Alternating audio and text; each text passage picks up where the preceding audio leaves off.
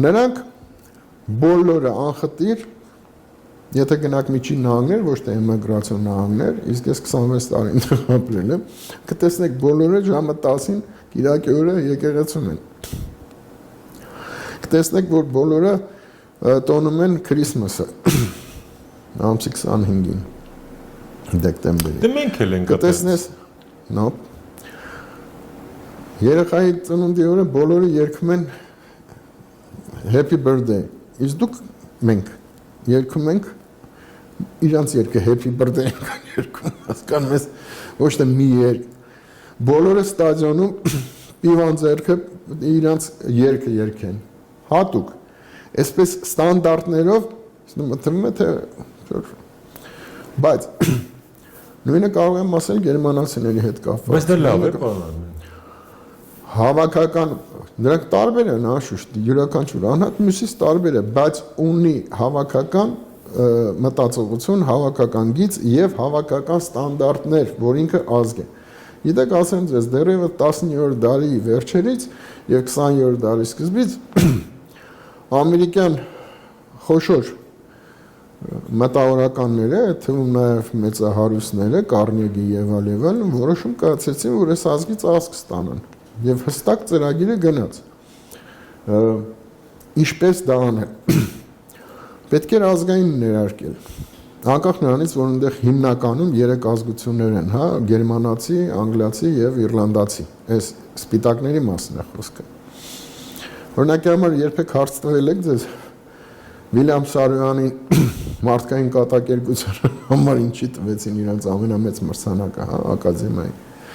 Գրականության ակադեմիա Պրոմիցիլինի մրցանակը։ Այդ ժամանակ բոլոր թերթերը դա են գրում։ Սարոյանի զինվորը երբ որ հետ է վերադառնում առաջի համաշխարհային պատերազմից, իջնում է եւ հողն է համբուրում։ Սովորական բան է մեր սայերիս համար։ Ինքը դա անում է, երբ որ ամերիկացի է, իթակայի միջավ հողը համբուրեց եւ այլն եւ իրանց համար է դի վաու, այս ինչ հոյակա բանակ թե մեզ ազգային է սարքում։ Հասկանում եք։ Գրականությամբ երաժշտությունը այս ամբողջը ինտեգրեցին, որպեսզի ստանան։ Հիմա դուք ասում եք դա լավ է, այսինքն աշխատանք է կատարվել, սարսափելի միջոցներ են ներդրվել, որ մշակույթով գամ ռուսականին, Պուշկինը ինչ է ասում է ես սարքեցի իմ պամятնիկը տես հուշարձանը Ալեքսանդրյան այդ Սյունից ավելի բարձր Բայց չէ որ կարծես ես Պուշկինը բերեց մշակույթ է, գրականությունը եւ արձակ եւ պոեզիա եւ պիեսների, այսպես ասած, առաջի ուրեմն պիոներ եղավ։ Այսինքն մշակույթը անհրաժեշտություն է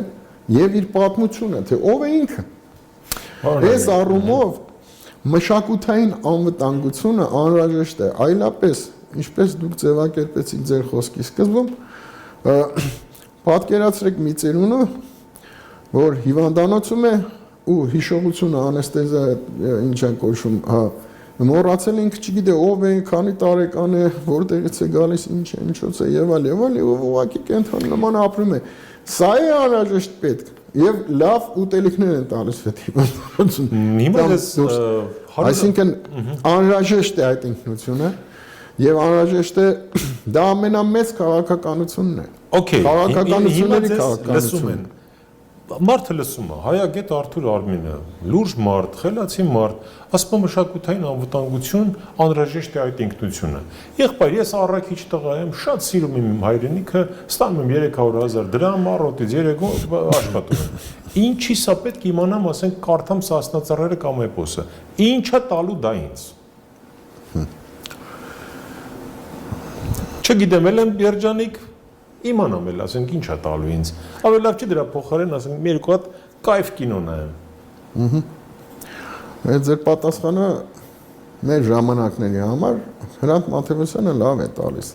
Ասում եմ, մարդը այդ կովից տարբերվում է նրանում, որ հիշողություն ունի։ Նա էլ փոյակա պարոտավայրը լավ խնամում է եւ այլն ուտում։ Այսինքն Մարդ արարածը միայն 5 զգայարաններով, կենթանական 5 զգայարաններով չի ապրում, նաև ունի մտքի եւ հոգու զգայարանը, այսպես ասած, հոգեմտավոր զգայարանը։ Եվ դրանով է կենթանուց տարբերվում, հիշողությամբ է տարբերվում, իր տարբերություններով է տարբերվում։ Ապրել դա նշանակում է նախ արարել, իսկ արարել արվեստի մեջ նայեք, այդ տարբերությունները ազգերի, նախա աստվածային տարբերակ է, որ ազգություններ է ստեղծում, դենթերի մեջ այդ միանգամից ակնհայտ է երևում է, բայց միջև է դենթեն, ուշադրությամբ նայեք, նույն, ասենք, աստվածամայրը երեխեն գրկին, ուշադրությամբ նայեք, կողքի հոլանդական աստվածամայրը, ֆրանսիական, դրանք ֆունդամենտալ տարբերվում են, իտալականը տարբերվում են, նայենք մեզ, մեր աստվածամայրը, և կողքի վրացական, անմիջապես պետք չի դենթեի անալիս, ամեն ազգ ունի իր ձեռագիրը, ամեն ազգ այս համաշխարհային, համամարտկային համայնապատկերում կամ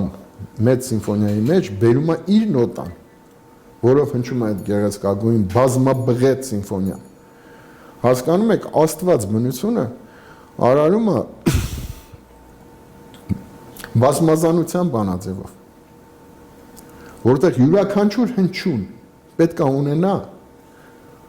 իր ինքնատիպ ձայնը կամ գույնը, այլապես եթե դա կորցնում է, ինքը վերանում է, ընդհանրապես որպես ինքնություն։ Նույնն էլ մարդը, ինքը վերանում է մարդ լինելուց, ինքը վերանում է, իսկ մարդ լինել դա նշանակում է ընկալել բնությունը և ստեղծագործել, վերարտադրել, որը հոգու պահանջ է, որը հոգու զարգացման փուլ է, հոգ է բարեշրջում է։ Պարոն Արմին, էպոս, դուք ասում եք, որ էպոսը մեր, չգիտեմ, էլի ազգի ինքնության անկյոնակարն է, չգիտեմ, աստվածաշունչն է, մեր հին աստվածաշունչն է, աշխարհի արարման մասին է։ Հիմա մարդը դարձյալ հավաքական եմ նշում, էլի, ասում է ձեր ցավը տանում, լավ, հիմա դյուցածուններ էին, դա ինչ կապ ունի այսօրվա կյանքի հետ։ Մեր էպոսն է, օքեյ, կարդացինք, հիմա ասենք 4 հատ ծուռ են եղել, սասունցի են եղել եւ այլն, համեցեք։ Կարելի է ձեր հարցին տարբեր կերպ պատասխանել, բայց քանի որ որն է արժեքը սասնածռերի կամ ավելի դուք դիպուկ ձևակերպեք, հա։ Նայեք, մեր մոտ յուրաքանչյուր կերպար կլինի Սանասարի կերպարը, Բաղդասարի կերպարը, Քերի Թորոսի կերպարը, թե ասենք գանք Ձենովոհանի, որը այսօր Ձենովոհանի կերպարը կամ գանք հենց Դավթի կերպարը։ Դա բառացիորեն տիպիկ հավաքական ազգային նկարագիր է։ Բարձանը ինքը իր վրա որ վստահ է, բարձանում սարի գլխին ասում է, ասում է։ Ով քնածա զարթն է, կար, այսա գալիս է։ Ով զարթնացա, զենք կապեք, հեսա գալիս է։ Ձի հեծեք, ով չի հեծն է, հեսա գալիս է։ Սա հավաքական, երբ որ ինքը թույլ չի, ինքը գիտի իր ուժը ու գիտի, որ կա, բայց ինքը զգուշացնում է, ինքը քնած տեղը չի գնում սատկացնելու։ Եվ կողքը ունես մի հատ ուրիշ հավաքական կերպար, մարդու թե հավաքականության, ադրբեջանցու մասին է խոսքը, որ քնած տեղը կացնահարում է։ Ռամիլ Սաֆարով։ Այ, հիմա դուք նույն բանը կարող եք տեսնել էպոսի մեջ։ Այսինքն, եթե դու ուզում ես հայ ժողովրդի, հիմա օրինակի համար բոլոր ծրագրավորողներին տվեք խնդիր։ Հայի հավաքական կերպար թող, միլիոն թերթանոց ու բար ծրագրով ինչ-որ մի հատ կարճասած այլաջե բան եք ստանալու, բացեք էպոսը նայած կարճասած Դավիթի կերպարը, քերու կերպար եք ուզում, բացեք Քերի Թորոսի կերպարը, որ լավ խորանակ կտեսնես Արտակ ջան, որ ինքան նման է քո քերն,